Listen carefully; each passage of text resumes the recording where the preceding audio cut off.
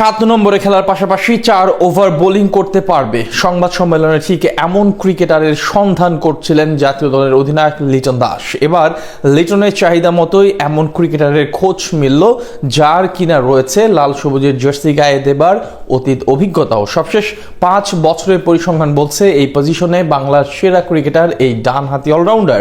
পরিসংখ্যান মতে লিটনের 7 নম্বর পজিশনে খেলার চাহিদা পূরণ করতে পারবেন কোন ক্রিকেটার, সেটা নিয়ে বিস্তারিত থাকছে প্রতিবেদনে। শর্টার ফরম্যাটের ক্রিকেটে যেই ক্রিকেটারকে হন্যে হয়ে খুঁজছেন টাইগার দলনেতা লিটন দাস, এবার সেই ক্রিকেটারের খোঁজ মিলেছে।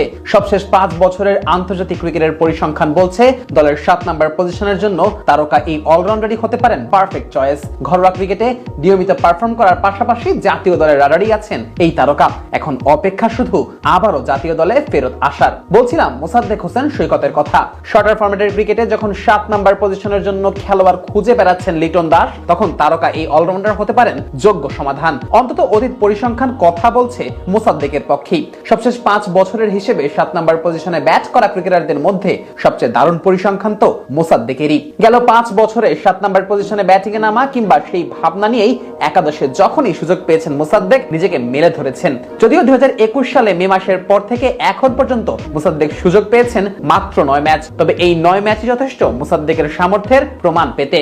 9 ম্যাচে মোসাদ্দেকের ব্যাটে আসে 116 রান। অবশ্য মোসাদ্দেক ব্যাট করেছেন 8 ইনিংসে, যার মধ্যে আবার 3টিতেই ছিলেন অপরাজিত। ফলে ব্যাট হাতে এই 7 নম্বর পজিশনে মোসাদ্দেকের এভারেজ 23.2। বল হাতে তো মোসাদ্দেক ছিলেন আরো দুর্দান্ত।